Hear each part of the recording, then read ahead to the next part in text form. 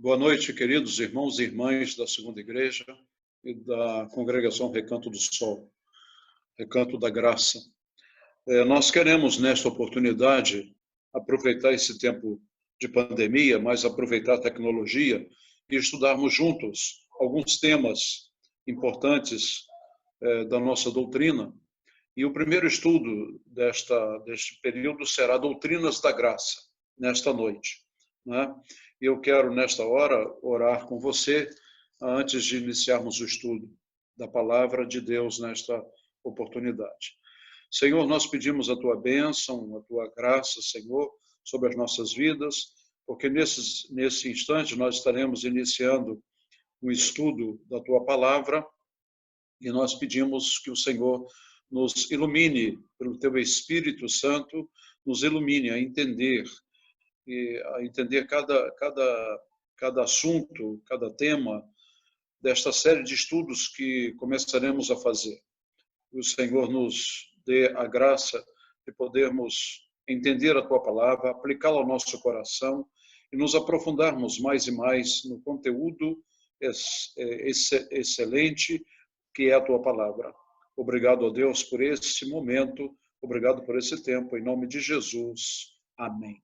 Amém.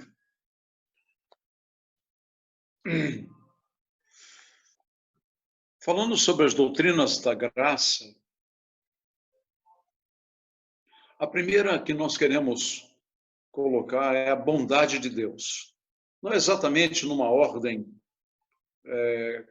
colocação das doutrinas da graça, mas cada uma delas. A primeira é a bondade de Deus.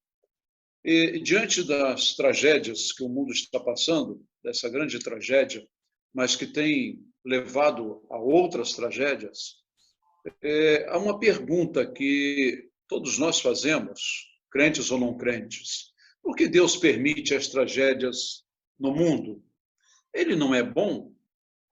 Ocorre que os problemas que atingem o mundo, elas são consequências do pecado.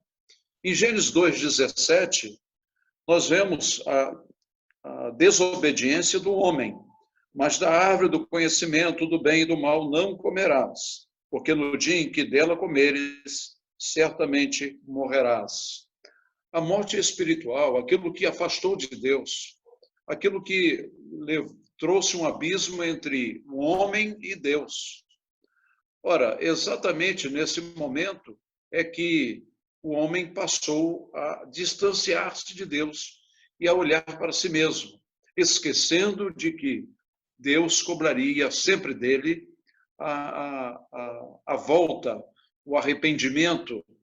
E, desta forma, por não se arrepender, ele permaneceu infiel a Deus e contrafazendo as obras de Deus, instigado por Satanás. E ainda no capítulo 3 de Gênesis, versículo também 17, há a seguinte afirmação: e Adão disse, visto que atendeste à voz da tua mulher e comeste da árvore que eu te ordenara não comesses, maldita é a terra por sua causa. Em fadigas obterás dela o sustento durante os dias de tua vida. Ora, é aí que o trabalho começou a ser penoso, cansativo, né? E muita gente reclama e fica ansiando pelas férias, pelo feriadão, para dar um tempo no trabalho, porque o trabalho tornou-se fatigante, o que não era antes. Certamente, Adão teria que ter parâmetros para observar esta palavra do Senhor sobre sua vida. Em fadigas obterás dela o sustento. E diz, maldita seja a terra, ou seja, a terra passou, a natureza como um todo passou a sofrer as consequências do pecado, né? Mas nós vivemos num tempo de um pseudo-cristão, e mesmo em Gênesis 3, de 16 a 18, nós vemos isso. E a mulher disse, multiplicarei sobremodo os sofrimentos da tua gravidez, em meio de dores darás à luz a filhos, e o teu desejo será para o teu marido, e ele te governará.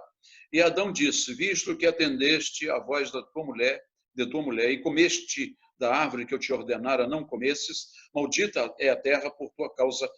Em fadigas obterás dela o sustento durante os dias de tua vida. Ela produzirá também cardos e abrolhos, e tu comerás a erva do campo.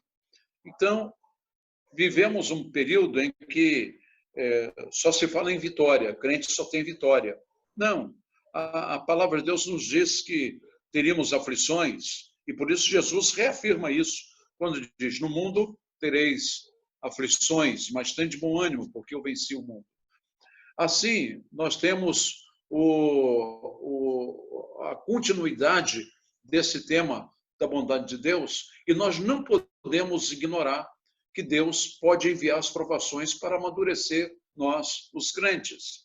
E aí o apóstolo Pedro bem coloca isso de forma muito, muito especial. Mas, voltando um pouquinho, Deus é bom. O Davi, no Salmo 25, versículo 8, diz, bom e reto é o Senhor. Em sua oração, ele afirma isto. O apóstolo Pedro, na sua primeira carta, ele vai fazer uma colocação muito interessante que eu estarei lendo aqui o capítulo 1, os versículos 6 e 7. Versículos 6 e 7. Diz assim o apóstolo Pedro para nós: não nisso exultais, embora no presente por breve tempo, se necessário, sejais contristados por várias provações, para que, uma vez confirmado o valor da vossa fé, muito mais preciosa do que o ouro perecível, mesmo apurado por fogo, redunde em louvor, glória e honra na revelação de Jesus Cristo. Assim, Pedro diz que nós afirma, inspirado pelo Espírito Santo de Deus, que passaríamos por provações para amadurecermos na fé, na confiança, no caminho. E ainda o apóstolo Paulo, em 2 Coríntios 11, ele vai deixar bem definido também que nós passaríamos pelas tribulações. Capítulo 11, os versículos 25 a 27.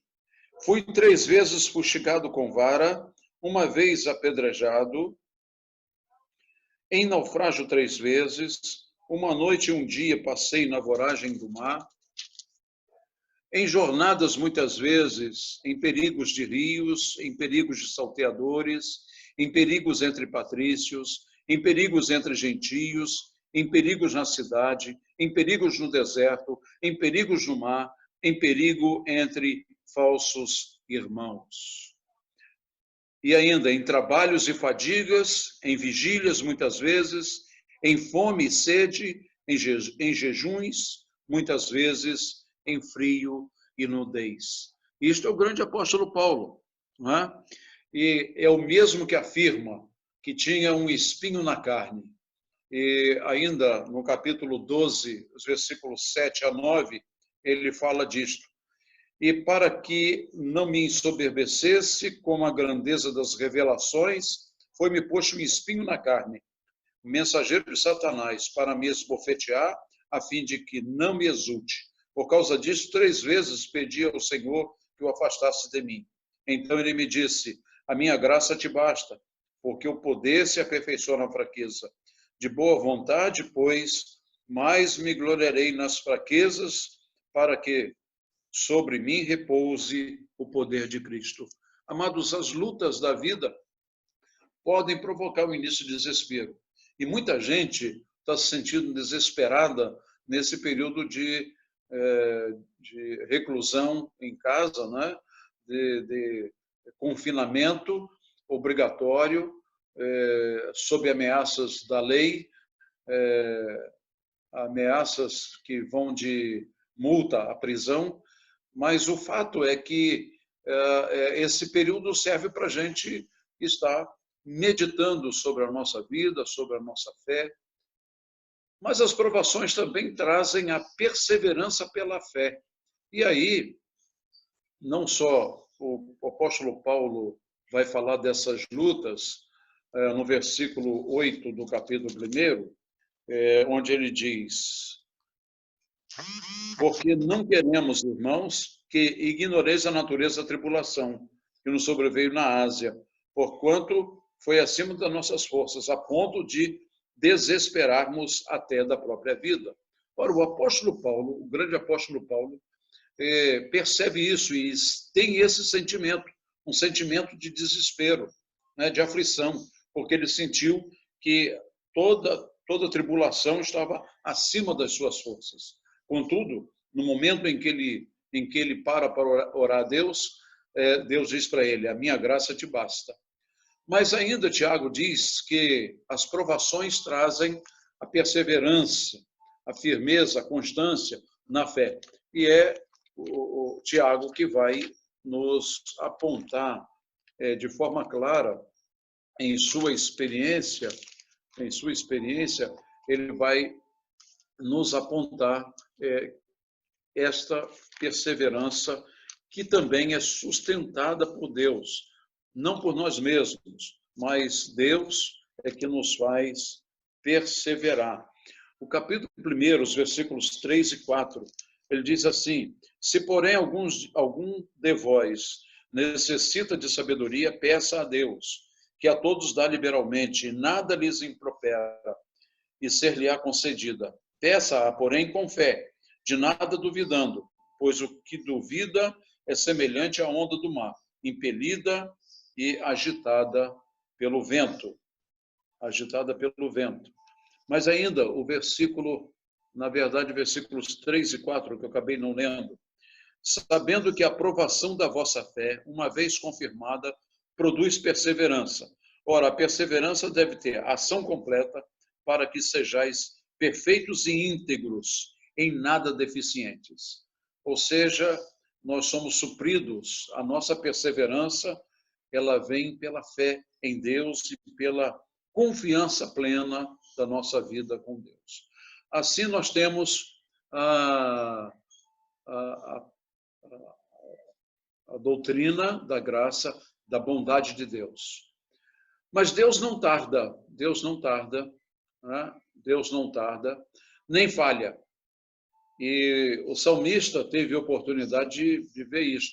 A gente pode pensar assim: Deus é bom, mas está demorando esse negócio, né? Não, Deus tem o tempo certo para todas as coisas, Deus tem o tempo certo de realizar a sua vontade, que é soberana. Nós vamos ver também sobre soberania. O Salmo 115, versículo 3, diz assim: no céu está o nosso Deus, e tudo faz como lhe agrada. Ou seja, Deus não tarda, nem falha. Tudo sai no tempo e de acordo com o que lhe agrada. Mas a justiça de Deus será consumada no juízo final. E aí em Apocalipse nós temos esta verdade. Nós temos esta verdade. Apocalipse 20, versículo 12, nós temos a afirmação do Espírito Santo a João, que escreve o seguinte: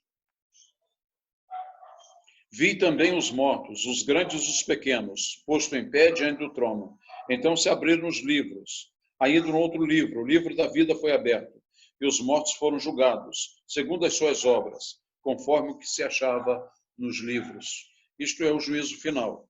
Isto é o juízo de Deus que virá sobre o mundo. E que nós, pela graça e pela bondade de Deus, estaremos sendo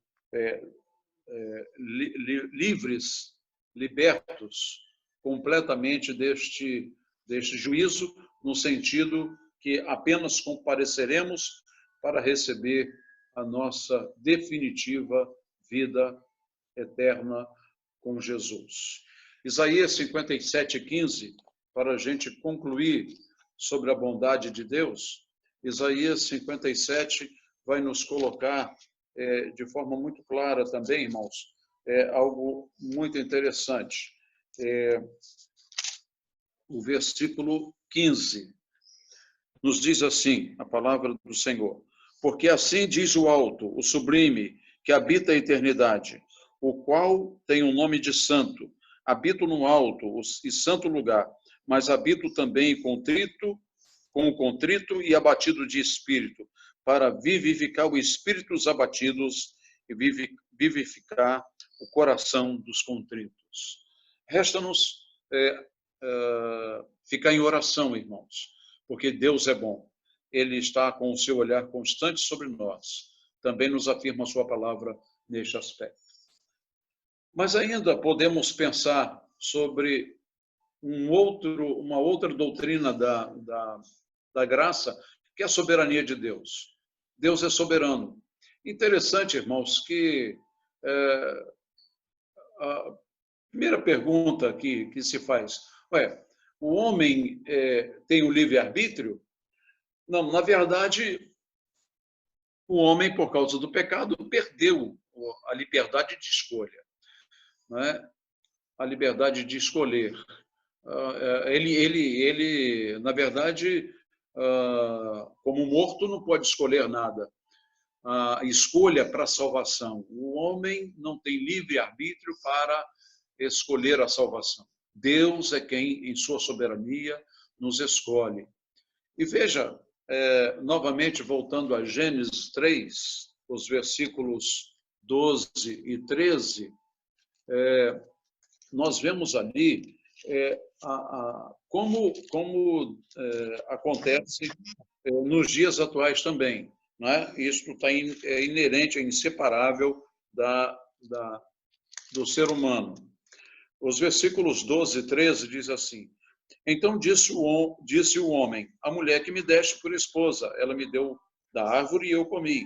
Disse o Senhor, Deus à mulher, que é isso que fizeste? Respondeu a mulher, a serpente me enganou e eu comi. Veja que é uma sucessão de busca de culpados. Nunca assume o próprio erro.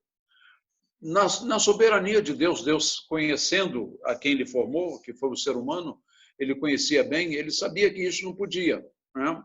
Não pode acontecer. O homem é responsável por suas ações, né? Ele foi avisado antes para não comer do fruto da árvore da ciência do bem e do mal. A questão é um paradoxo ou uma contradição, ou seja, Deus é soberano ou o homem é livre para escolher? Não, Deus é soberano. E isto a Bíblia apresenta a soberania de Deus, mas também apresenta a responsabilidade do homem. Onde é que entra a responsabilidade do homem? Há alguns textos que convido-os a acompanhar a leitura, que se encontram todos no Novo Testamento, a partir de Romanos 9. Romanos 9, 21. Romanos 9, 21. Nós vamos ver lá que o apóstolo Paulo, inspirado pelo Espírito Santo de Deus, vai nos ensinar o seguinte: ou não tem o olheiro direito sobre a massa, para do mesmo barro fazer um vaso para honra e outro para desonra? Aqui está falando do olheiro, daquele que domina a massa. Então, Deus é quem escolhe um vaso para honra e outro para desonra. Vamos ver ainda Mateus 16, 27. Mateus 16, 27, onde o Senhor Jesus vai nos ensinar também o seguinte: porque o Filho do Homem há de vir na glória de seu Pai,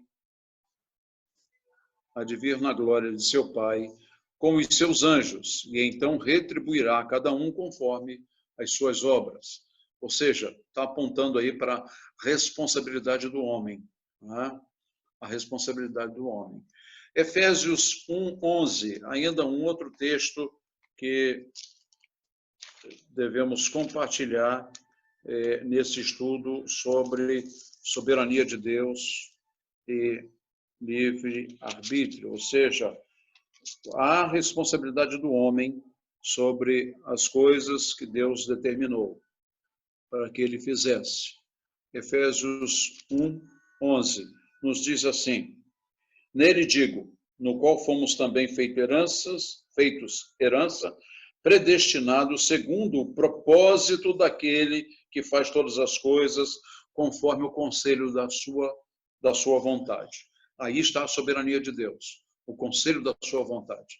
E soberano é aquele que não recebe ordem de ninguém, né? Isso quer dizer soberania, né?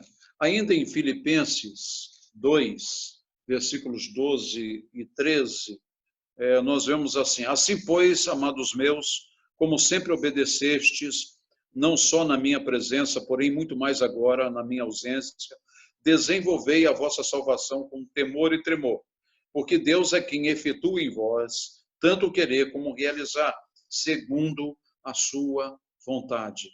Ou seja, vai ficando muito claro que a vontade de Deus é que prevalece sobre as nossas vidas, né? Eu, inclusive, já escrevi numa pastoral o seguinte tema: é o que eu quero ou é o que Deus quer? Né? Ao longo da minha jornada, eu experimentei muitas vezes partir para aquilo que eu queria e me dei mal, porque não era aquilo que Deus queria para mim. E Deus então me fez bater com a cara na parede. Ainda em Tiago 4, os versículos 2 e 3, veja o que está escrito: cobiçais e nada tendes, matais e invejais, e nada podeis obter. Viveis a lutar e a fazer guerra, nada tendes, porque não pedis. Pedis e não recebeis, porque pedis mal, para esbanjardes em vossos prazeres. Esta é a vontade do homem. O homem a escolha do homem, ela é depravada, ela está de acordo com a sua natureza pecaminosa. Então nós somos inclinados muito mais às coisas que desagradam a Deus do que às coisas que agradam, não é? E nós somos responsáveis pelas consequências de não obedecermos a Deus e de não obedecermos a sua palavra. Mas ainda falando de soberania, nós temos entender dentro da soberania a vontade de Deus. Interessante isso, não é? Porque quando abordamos esse item da soberania, falamos de vontade. Deus tem duas formas de entender a vontade de Deus. Tem a vontade absoluta, também conhecida como vontade decretiva, ou seja, ele determinou em sua palavra e não tem como voltar. É decreto eterno, imutável. E Deus leva a efeito, né? Refere-se a vontade absoluta, refere-se a tudo quanto Deus determinou que aconteça. Já está determinado.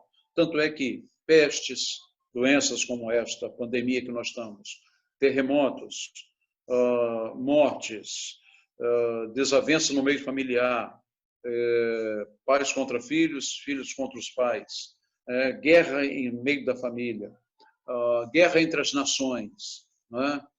Situação econômica grave. Tudo isso está previsto na palavra de Deus. Deus já tem isto já determinado diante da situação que o homem, que o mundo se encontra. Isso já está determinado, né?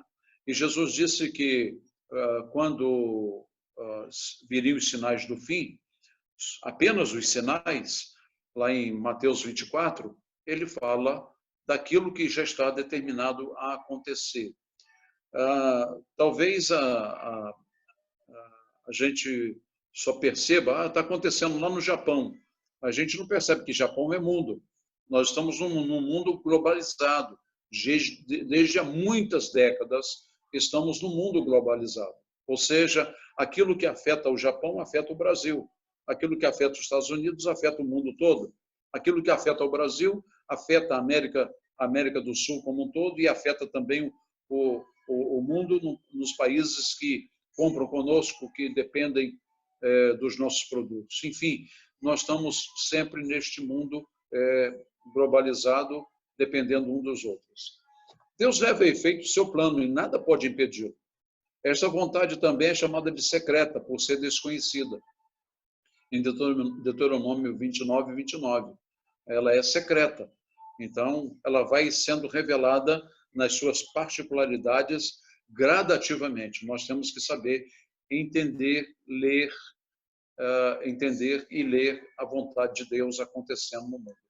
Em Isaías 46, 9 e 11, nós vamos ver nesse texto algo importante sobre esta vontade absoluta de Deus, dentro da sua soberana vontade, dentro da sua soberania absoluta.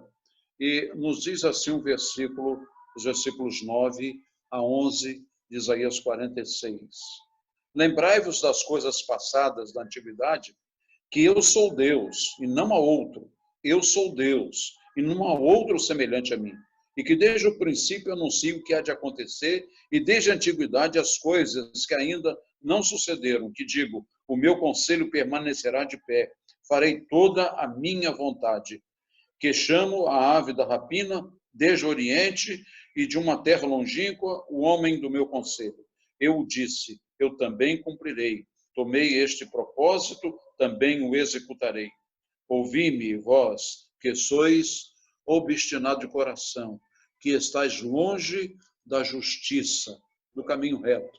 Assim, até o versículo 12, estendendo até um pouquinho, em Isaías, Deus fala desta sua vontade soberana. Vontade de Deus, ela é soberana. Ainda podemos ver, continuando sobre esse tema, ver a vontade relativa. A vontade é a vontade de Deus, a qual o homem consegue contrariar. Tem a ver com os preceitos ligados à lei de Deus, né? Os 10 mandamentos. Então, isso é a vontade relativa de Deus e o homem consegue contrariar essa vontade, fazer exatamente o contrário àquilo que Deus requer. Ele não vai conseguir contrariar Deus, barrar Deus, de Deus realizar a sua vontade absoluta. Mas a vontade relativa está dentro aí da responsabilidade humana, e aí nós vemos que o homem, todos nós, desobedecemos a um ou outro mandamento, ou quem sabe a todos eles. O fato é que nós não conseguimos ser perfeitos nesse sentido. E desobedecemos, e aí a sua vontade relativa, nós acabamos por contrariar. E essa vontade relativa é também chamada de preceptiva ou de vontade revelada. Ou seja, se a outra é secreta, essa é revelada na palavra. Aquilo que Deus determina em sua palavra, falando claramente da sua vontade, né? A sua vontade. Em Mateus 7, 21, nós vamos ver aí que o Senhor Jesus vai dizer, dentro da vontade relativa, existe a vontade que pode ser chamada de vontade de desejo, ou seja, aquilo que Deus gostaria que acontecesse, como bom e justo que é, mas nem sempre acontece, né? Então, vamos ver o texto, o que o Senhor Jesus fala para a gente neste versículo 21 do capítulo 7 de Mateus. Diz assim, nem todo o que me diz Senhor, Senhor, entrará no reino dos céus, mas aquele que faz a vontade de meu Pai que está nos céus. Então, veja bem, muito clara aqui a palavra de Jesus, quando diz, nem todo o que me diz Senhor, Senhor, entrará no reino dos céus. Mas entrará no reino dos céus todo aquele que faz a vontade de meu Pai, que está nos céus. Ou seja, quando nós não obedecemos, não contrariamos a vontade relativa, nós estamos correndo nesse risco. Não de perder a salvação, mas quando nós não obedecemos é porque não somos salvos. O salvo sabe que há necessidade de obedecer. E quando desobedece, tem também a capacidade e a oportunidade de pedir perdão e voltar à essência, aos pés do Senhor, para pedir o seu perdão. Ezequiel 33, versículo 11, 33, versículo 11, veja o que nos diz o profeta. Diz-lhes, tão certo como eu vivo, diz o Senhor Deus, não tenho prazer na morte do perverso, mas em que o perverso se converta do seu caminho e viva. Convertei-vos dos vossos maus caminhos, pois pior que a vez de morrer, ó casa de Israel. Ou seja, agora há pouco eu falei do que nós podemos, acontece com todos nós, de errarmos, de desobedecermos a Deus em sua vontade relativa, mas nós temos a oportunidade de pedir perdão. Isso ele deseja no coração. Deus deseja isso de nós, que nós peçamos perdão e nos convertamos. Ou seja, conversão é voltar à situação, né, reconhecer o erro e continuar. Mas ainda dentro desse tema, nós temos ainda a continuidade e dentro desse espírito, quando nós vemos aí, eu toquei no assunto do livre-arbítrio, e muita gente deve estar aí com a cabeça pensando, nós precisamos entender que o livre-arbítrio não existe por causa do pecado. O que nós temos é liberdade humana ou livre agência. A livre agência significa a liberdade que o homem tem de escolher certas coisas, dentro de um certo contexto. Dentro da sua soberania, Deus mantém um nível de liberdade ao homem, a fim de que este tome certas atitudes e haja segundo os princípios inerentes a ele. A nossa confissão de fé diz que Deus estabelece, por seu decreto, a liberdade ou a contingência das causas secundárias. Por exemplo, Jesus nos mandou pedir para que obtivéssemos algo. Pedir, buscar para achar. E bater para que fosse aberto. Já lemos o texto em Mateus. Porque, ao contrário, nada aconteceria. Ou seja, Deus responde às nossas orações, Deus conhece as nossas necessidades, mas Ele deseja que haja em nós esta liberdade de poder chegar a Ele e pedir em oração. Né? Então, a livre agência é a liberdade que o homem tem de escolher certas coisas. Por exemplo, João quer casar com Maria José. Ele escolhe Maria José. Diferentemente de que João, sendo um crente no Senhor Jesus, coloque este assunto à mercê de Deus. E Deus vai indicar para ele aquela varoa que vai ser uma boa esposa, também crente, para formar um lar crente. Muitas vezes, quando nós temos a formação de lares mistos, ela passa exatamente dentro dessa liberdade ou livre agência do homem. Né? O homem escolhe. Deus não determina quem tem que casar com quem. Embora haja esse pensamento, né? Haja esse pensamento que, aí, até porque no ato do casamento, vem lá, aquilo que Deus ajuntou, não separe o homem. E por que tem muitos divórcios? E por que não dá certo depois de casado? Porque exatamente, especialmente no nosso meio, nós estamos falando do meio da sociedade, do meio do mundo comum. Estamos falando do nosso meio, especificamente.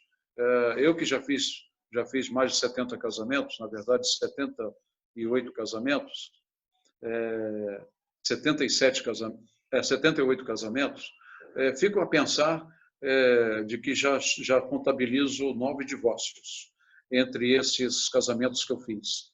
E entre esses casamentos que eu fiz, houve alguns deles que eram de julgo desigual.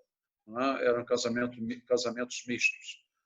Não, a moça crente não levou o assunto aos pés de Deus, nunca a família orou por esse casamento, nunca houve uma dependência de Deus nessa situação e acabou em divórcio.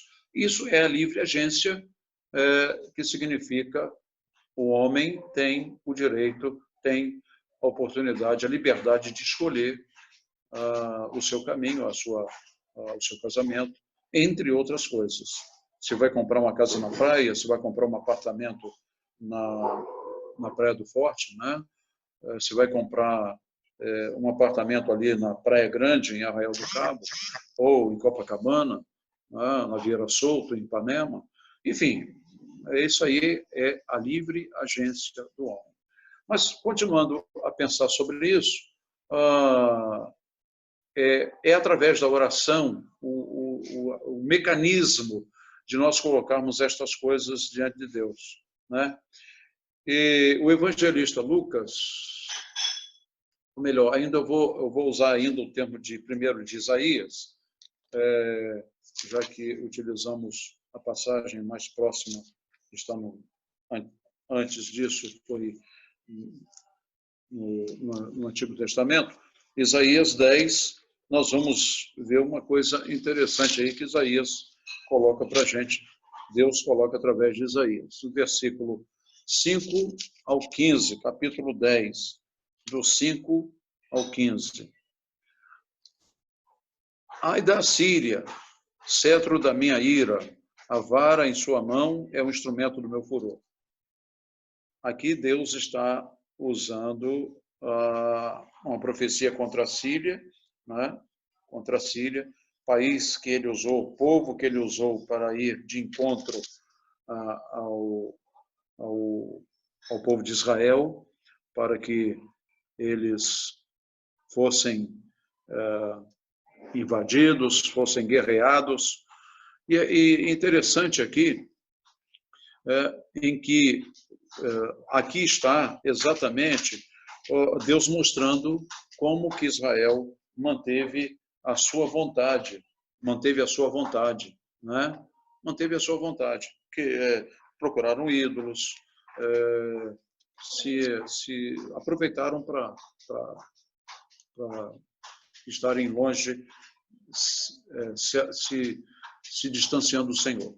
Vamos para Lucas, o evangelista Lucas, capítulo 18, os versículos 1 a 7, quando nós vemos lá nesse texto exatamente o seguinte, versículos 1 a 7.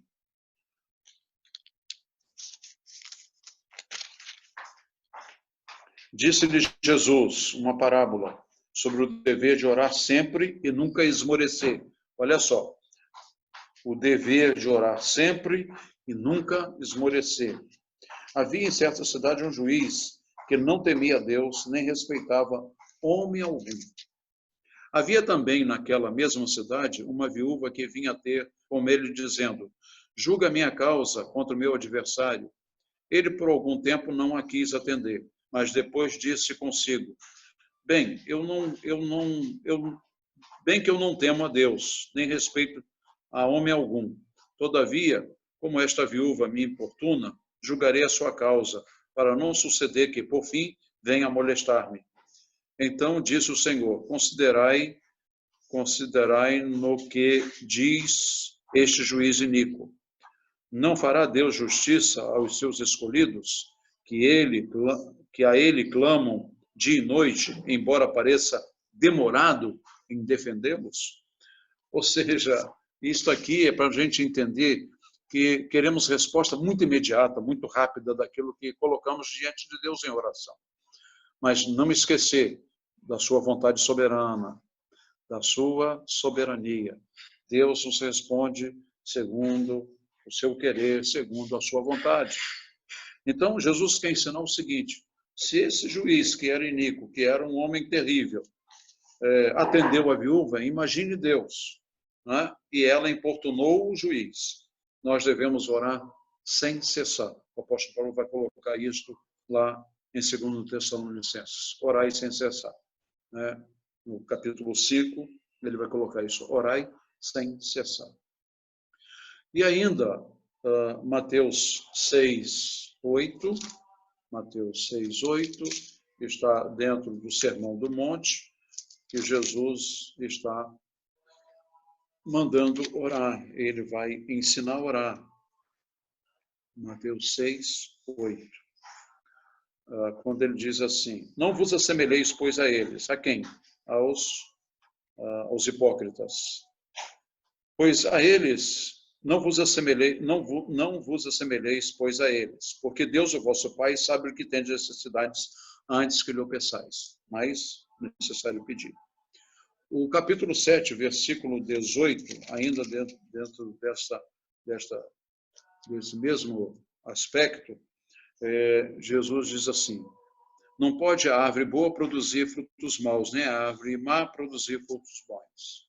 Ou seja, quando nós nos colocamos em oração realmente com fé e confiantes e derramamos a nossa alma perante o Senhor nos responderá, segundo a sua vontade soberana.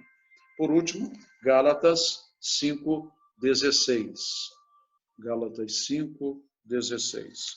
E nós vamos ter aí a palavra do apóstolo Paulo à igreja dos Gálatas, de uma forma muito interessante, também sobre esse tema entre bondade, soberania de Deus. Ele nos diz assim, digo, porém, andai no Espírito e jamais satisfareis a concupiscência da carne. Ou seja, a oração, ela também nos livra de andarmos na concupiscência da carne. Quando nós não andamos em oração, não vivemos em oração, nós não conseguimos ter uma vida mais santa diante do Senhor. Ainda, continuando nesse tema, sobre as doutrinas da graça, aí vem predestinação, o que é uma coisa bem complicada de ser assimilada simplesmente num estudo como esse. Mas é uma doutrina apresentada, é uma doutrina da graça que é apresentada. Né? A definição está, destinar de antemão. Predestinado, aquele que está predestinado de antemão a alguma coisa. Proorizo no hebraico, ou melhor, no grego, quer dizer pré-ordenação divina. Ou seja, a predestinação é para a salvação, Deus predestina. Já ouvi alguém falar assim, alguém é predestinado para ser ladrão? Não se trata de predestinação nesse sentido, até porque entre os ladrões e assassinos, Deus tem os predestinados para a salvação.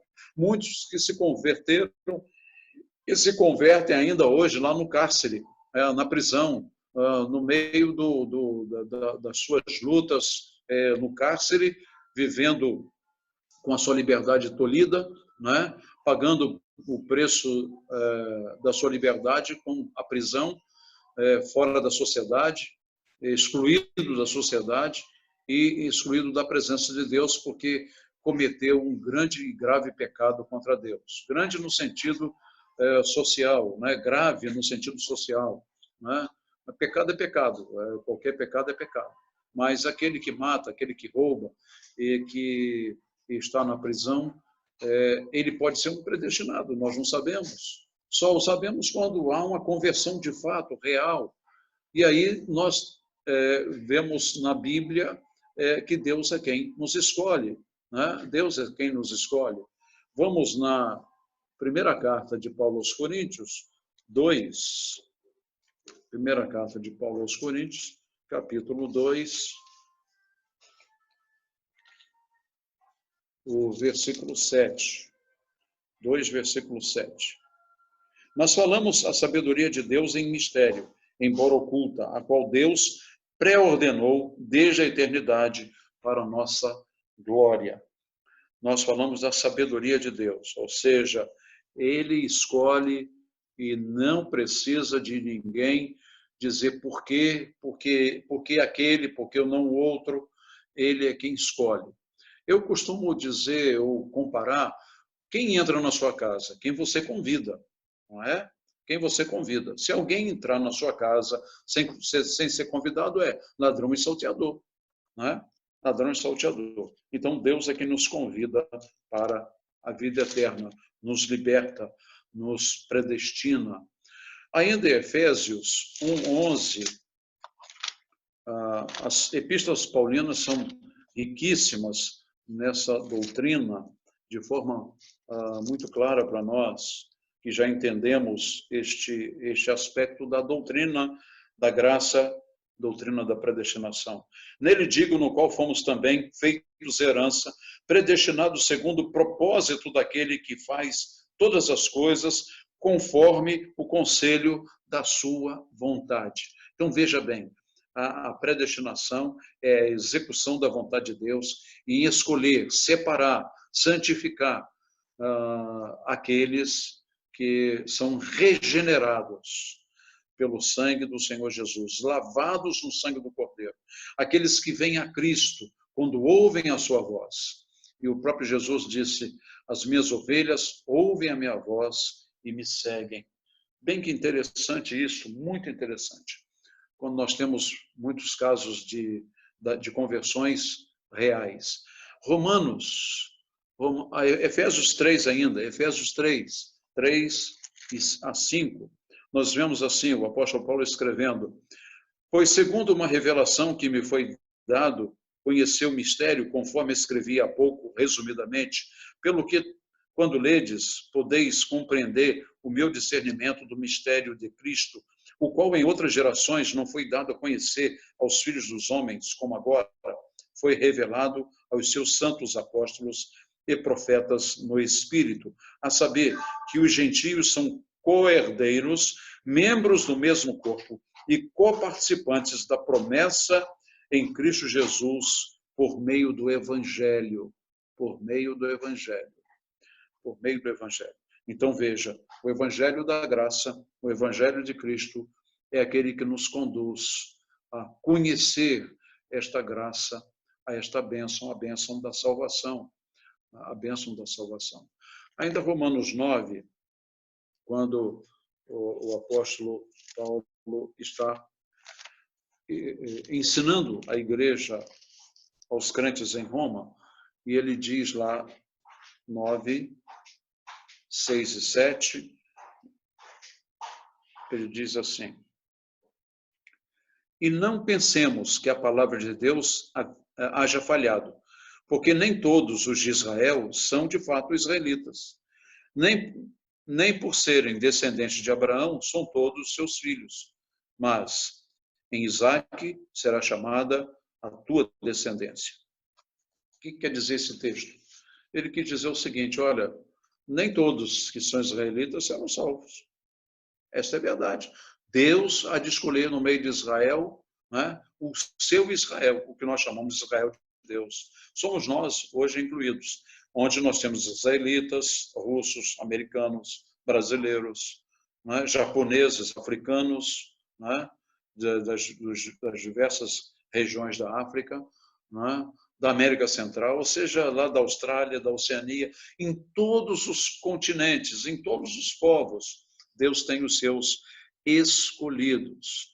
Ainda no capítulo 11 de Romanos, versículos 5 e 6, assim, pois, também agora, no tempo de hoje, sobrevive um remanescente segundo a eleição da graça. E aqui ele fala de eleição. E se é pela graça, já não é pelas obras. Do contrário, a graça já não é graça. Ou seja, ninguém se salva pela graça, é escolha de Deus. Em Efésios 2, Paulo vai repetir isso de forma muito clara, muito clara, muito clara. Não é por obras, é pela graça. Continuando a pensar sobre as doutrinas da graça, nós vemos ainda sobre esse tema algumas coisas interessantes aí. Quais são os motivos para Deus salvar o pecador? Obras? Conhecimento? para não ser injusto. Quais são os motivos para Deus salvar o pecador? Obras não são. A própria palavra já diz. Conhecimento até pensavam os gnósticos pensam dessa forma, que é através do conhecimento. Não é? A filosofia pregava isso. Você conhecerá Deus através do conhecimento. As grandes religiões do mundo atual, que estão na parte da Ásia hoje, na parte lá oriental, a Índia, a China, Paquistão, alguns daqueles países, o próprio Japão, né, o budismo, o brahmanismo, o shintoísmo, enfim, todo o ismo que tem ali naquela região, eles pregam o conhecimento. À medida que você conhece a si mesmo, à medida que você conhece o universo, né, então você vai adquirir a salvação para a sua alma. De jeito nenhum, não é conhecimento. O verdadeiro motivo que Deus escolhe, que Deus salva o pecador, é o seu amor. Né? O seu amor. E João 3,16, que é o versículo áureo aí da Bíblia, né? É bem claro. E Deus amou o mundo de tal maneira que deu o seu único filho para a salvação de todo aquele que crê. Se a causa da eleição é o amor, qual seria a causa da preterição dos não eleitos? Não há causa, simplesmente a ausência da escolha. Lembra-nos que isto é da economia de Deus e tão somente dele. Ele é quem escolhe. Portanto, a doutrina da predestinação tem estes aspectos. Os irmãos podem depois verificar aí Efésios 2, de 1 a 10, Romanos 9, 13 e 16. Continuando, a gente pode perceber mais sobre essa doutrina da graça, que é a predestinação. Calvino diz: embora a razão carnal nos sugira que o mundo se move ao acaso e é dirigido a esmo, contudo devemos considerar que o infinito poder de Deus é sempre associado à perfeita justiça.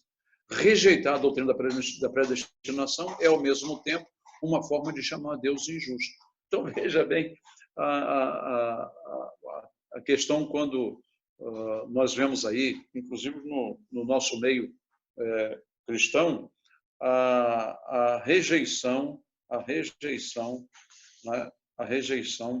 doutrina da predestinação. Nós não questionamos isso porque não é uma questão de ganhar ou perder a salvação se não crer ou crer na predestinação. Louvado seja Deus que não depende disso. Mas uma coisa é certa, Deus é quem nos escolhe. Quem somos nós para questionar Deus sobre sua vontade soberana? E, aliás, há pessoas que perguntam, mas por que é que Deus não escolhe todos? Por que Deus faz? Se está escrito lá também que Deus não faz acepção de pessoas. Sim, porque na graça comum, o sol nasce para todos, a chuva vem para todos, a tempestade vem para todos, a saúde vem para todos, a doença atinge a todos, os frutos do campo são para todos. Então, nós temos as bênçãos comuns de Deus para todos, dentro da sua vontade soberana. Continuando a falar sobre esse tema, nós vemos a seguir, uma vez entendendo a doutrina da predestinação, este conhecimento deve levar o crente ao verdadeiro fervor da vida cristã, porque através dela aprendemos que somos salvos como resultado de uma imensa graça de Deus. Por isso, é essencial que tenhamos uma vida cristã saudável. Implicações desta doutrina na vida cristã. Primeiro, produz uma vida de humildade. Deus não nos escolheu porque há algo em nós que o mereça. Absolutamente. Não foram a cor dos meus olhos, nem dos cabelos. Não, Deus me salvou desde a eternidade, Ele já havia me escolhido, antes que eu existisse. Paulo disse que os chamados não eram os mais ricos e os mais sábios deste mundo, em 1 Coríntios 1, 26 a 29. Deus não escolhe pela aparência, preto ou branco, ou pardo, ou amarelo, ou índio, não índio, civilizado ou não, aborígene ou não. Deus escolhe na sua soberania, ele escolhe aqueles a quem ele quer separar. Torna-nos verdadeiros adoradores. As implicações. A segunda implicação é torna-nos verdadeiros adoradores. Quando nós entendemos isso, nós procuramos viver na total dependência de Deus. Deus nos escolheu para o louvor da sua glória. E está lá em Efésios 1, 11 e 12. Ainda continuando sobre essas implicações, nós vemos que é a busca da santidade. Deus nos chamou para sermos santos. Sede santos, porque eu sou santo. Em Romanos 8,15, ele diz que nós somos filhos adotados em Cristo. Né? Ele diz mais, né? Nem todos os israelitas são escolhidos de Deus, mas há aqueles que não são israelitas e que são escolhidos de Deus. Não vivemos mais com medo. Olha que interessante isso, porque somos filhos daquele que cuida de nós. No meio dessa pandemia, temos vivido com cuidado, né? Mas não com medo. Cuidado, cautela. Né? Nossa motivação para a santidade está baseada na afirmação de que fomos chamados para ser santos. Lá em Romanos 1,7 e ainda Hebreus. Em Hebreus também, o escritor aos Hebreus vai colocar que nós somos chamados para sermos santos. O apóstolo Pedro também vai colocar isso de forma muito clara para nós. Nós fomos chamados para sermos santos e viver em santidade. Né? Sede santos, porque eu sou santo. Esse desejo de Deus, essa separação que Deus fez quando nos separou, quando nos tornou santos, para vivermos essa busca de santidade contínua. Eu costumo dizer que santidade é mais longe do mundo, mais perto de Deus. Isto é viver em santidade. A quarta implicação é a vida de oração, claro, a vida de oração. Orar é a mesma necessidade que temos de comer e de beber. O predestinado sente o desejo de orar, de ter uma vida de oração. Por que vou orar se Deus já sabe? Muita pergunta. Essa é uma das perguntas que muita gente faz. Né? Antes que lhe o peçais, Deus já sabe o que nós vamos pedir, mas devemos pedir. Ele deseja ouvir a nossa expressão, ver a nossa dependência, ver a nossa humildade. Tanto é que começamos a mostrar que uma das implicações é viver uma vida humilde. E essa vida de humildade não é nós decretarmos para Deus o que Deus tem que fazer, como estão ensinando hoje. Absolutamente. É depender de Deus e pedir a Ele com toda a humildade nas nossas orações. Jesus nos mandou orar. A ordem é orar sem cessar, conforme eu já falei em 1 Tessalonicenses 5,17. Ainda segundo Crônicas 7,14, Deus espera que o seu povo ore. E se o meu povo, que se chama pelo meu nome, orar, isso está registrado. Então, Deus deseja que nós oremos. Então, a quarta implicação é vida de oração. Vejamos a seguir a quinta. A quinta implicação é alguém que evangeliza. E você já falou de Jesus para alguém? Não, nunca abri a boca para falar. Muita gente sabe que eu sou crente, mas, olha, eu nunca falei de Jesus para ninguém. Olha, o salvo, o escolhido, o predestinado é aquele que evangeliza alguém, fala de Jesus para alguém. Em 2 Timóteo 10 e Atos 18:10, nos dá exatamente essa ideia, ainda com base em Romanos 10, 16 e 17. Ou seja, o fato de saber que Deus tem os seus eleitos nos motiva a evangelização, porque a salvação vem pela fé. A fé vem pelo ouvir a palavra de Deus. Então, os salvos, os escolhidos, serão despertados pela palavra de Deus, serão conhecidos como eleitos de Deus a ouvir a sua palavra. Ainda que seja a sua voz, a minha voz, a voz de Vinícius, a voz de quem quer que seja, crente no Senhor Jesus, salvo e predestinado pela graça, ele ouvirá como voz de Deus. Ele ouvirá como voz de Deus. E ao longo da minha jornada, eu tenho muitos exemplos de momentos em que eu estava pregando e que houve conversões. Não foi o apelo, não foi nenhum exagero de minha parte, não foi a minha própria voz, não foi meu conhecimento, mas foi o Espírito Santo de Deus trabalhando na vida de predestinados, destampando-lhes os ouvidos a fim de que escutassem a voz de Deus. A salvação vem pela fé e a fé vem pelo ouvir a palavra de Deus. Vai lá fundo no coração e na alma, a ponto de transformar vidas que estavam a caminho do inferno. Concluímos, ao invés de produzir apatia e desinteresse, ou seja, aquele crente apático, que não participa de nada, que não tem fervor nenhum, que só vive reclamando, essa doutrina produz uma vida de humildade, adoração, oração, santidade e evangelismo. Pregue no seu local de trabalho, pregue no local onde você estuda, fale de Jesus para seus amigos que não são cristãos. Faça com que a sua vida produza bons exemplos e que nos tornemos produtivos para o reino, como meros instrumentos nas mãos de Deus, confiados tão somente na ordem e de pregar, e confiados naquilo que Jesus falou. Eu estarei convosco até a consumação dos séculos. Para nós, caminhando para a conclusão, nós temos ainda a doutrina da providência de Deus. Olha que interessante. É a doutrina da graça, a doutrina da providência. Neste momento de pandemia, nós ficamos pensando sobre como é que nós vamos, como é que vai ser? Vai ter desemprego? Vai ter comida? Vai ter remédio? Como é que vai? O que vai acontecer daqui a pouco? Como é que está essa economia nossa? Como é que vai ficar o nosso país? Como é que vai ficar o mundo? Jesus realizou a cura num sábado e foi inquirido pelos fariseus, em João 5. Aí diz ele: meu pai trabalha até agora e eu trabalho também.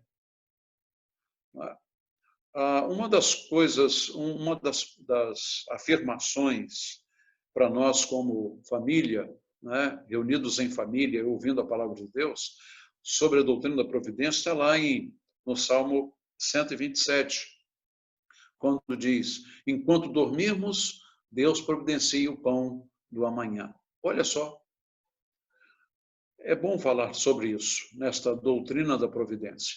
Quando estritamente se fala da obra da criação, ela foi terminada no sexto dia. Daí em diante, o próprio Deus é quem sustenta o mundo, o cosmos, né?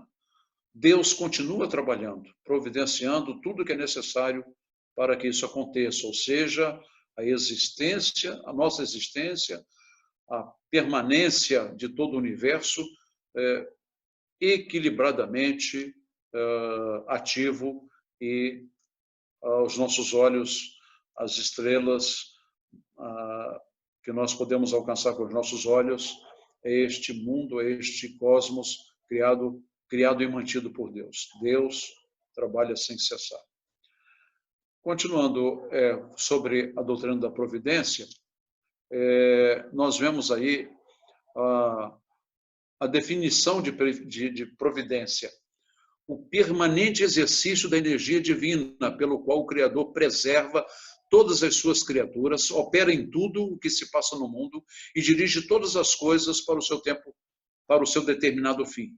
A doutrina da providência tem relação direta com as doutrinas que já estudamos: soberania de Deus, criação, né?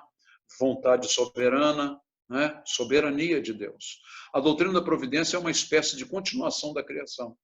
É a maneira como Deus, em sua soberania, conduz a criação em direção aos seus propósitos.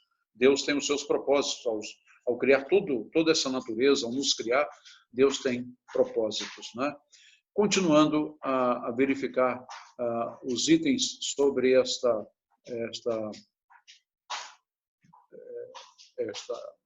doutrina da providência, nós vemos a seguir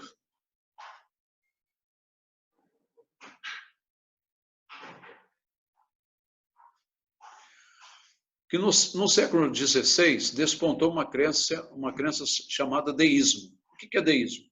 É o entendimento de que Deus havia criado o mundo, mas a partir de então não atuava mais nele. Deus morreu. Essa é a verdade. Deus criou o mundo e morreu. Essa crença nihilista, chamada crença nihilista. Deus apenas havia estabelecido leis fixas para todas as coisas e então o mundo simplesmente passou a seguir o curso dessas leis, sem nenhuma interferência do Criador. Essa visão vê o mundo como uma máquina que Deus criou e que Deus acionou, e ela segue em frente sozinha. Esta visão é a visão da autossuficiência do homem. O homem pensa dessa forma. O homem sem Deus pensa dessa forma. Né? Os cientistas pensam dessa forma. Os cientistas que não são criacionistas. Os cientistas que não são homens de Deus, que não conhecem profundamente a Deus. As escrituras, porém, mostram 3 formas como a providência divina se manifesta. Aí nós vamos ver a seguir como que as escrituras mostram essas 3 formas. Ela mostra na preservação. Olha que muitos desastres ambientais têm acontecido. E aí os cientistas vêm e dizem assim: a natureza regenerou-se. Gente, quem regenerou? É quem preserva.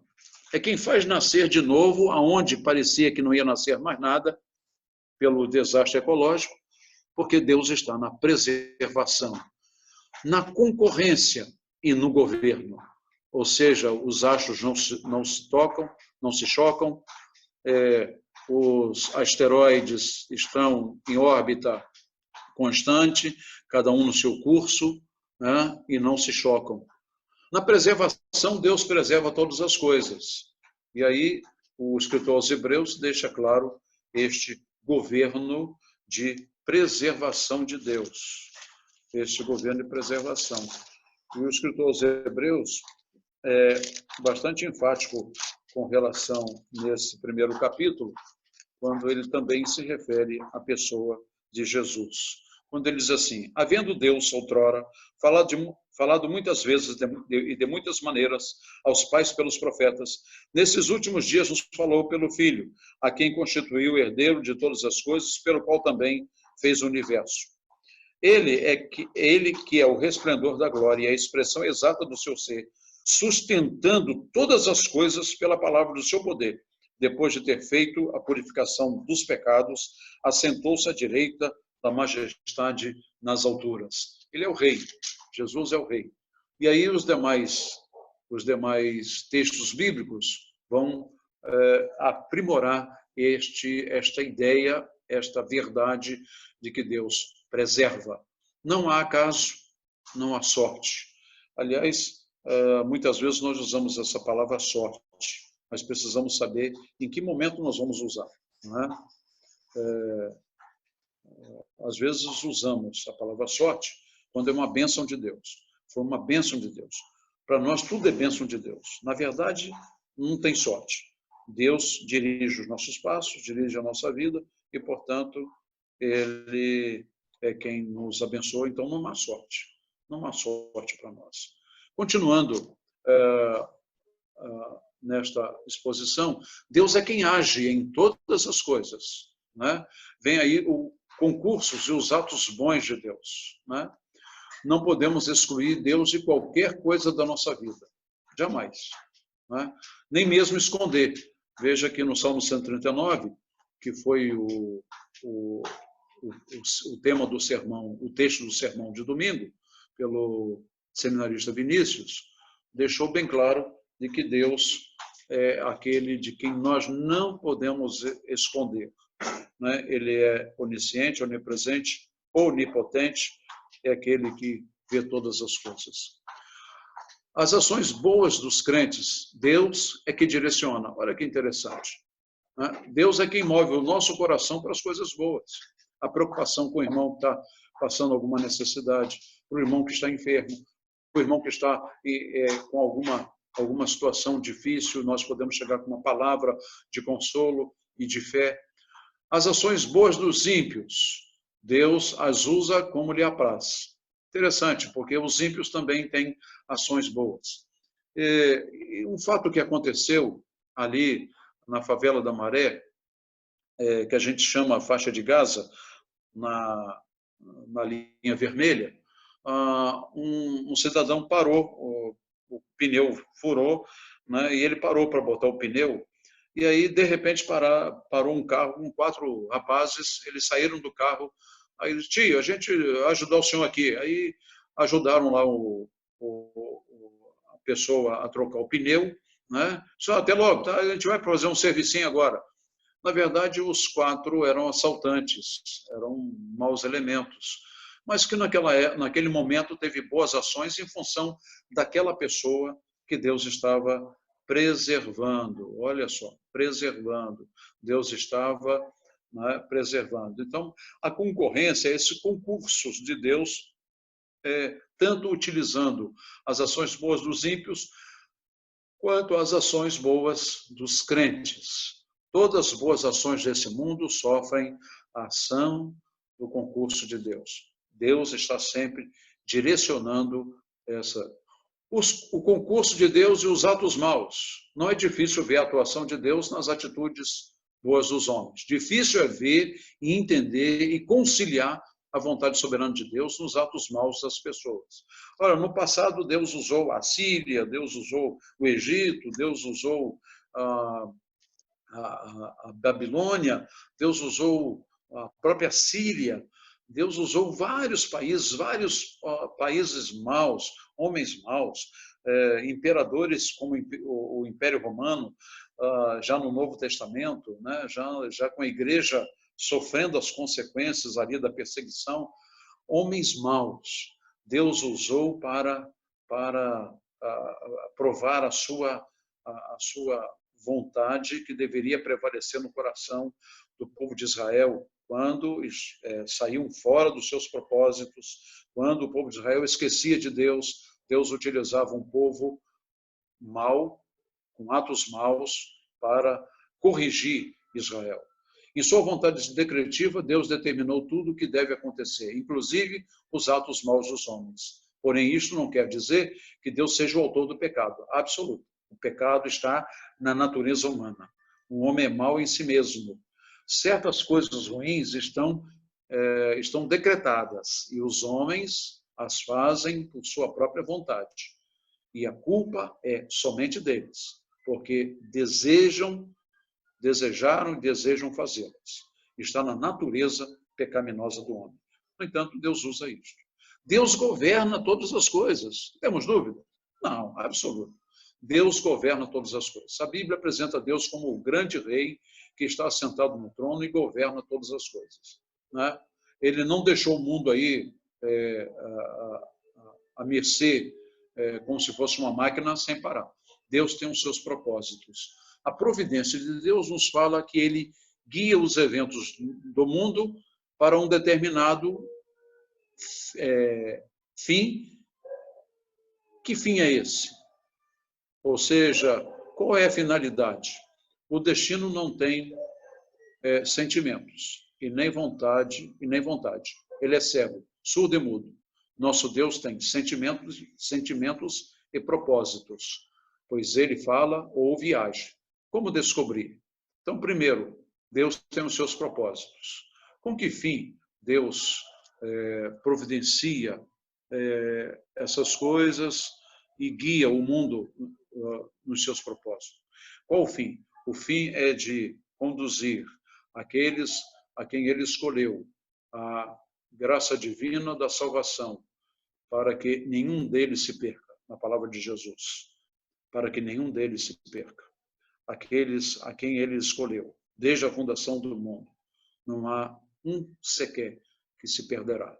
De alguma forma virá a ele, de alguma forma virá a Cristo. Não sabemos exatamente como. O fato é que eu gostaria que esse estudo calasse profundamente no coração de todos. Se surgir dúvidas, anotem para que, quando estivermos juntos, tiremos as dúvidas. Voltemos até o tema. Mas interessante é que pensemos sobre cada uma parte desse tema. Que Deus nos abençoe e nos guarde. Quero orar.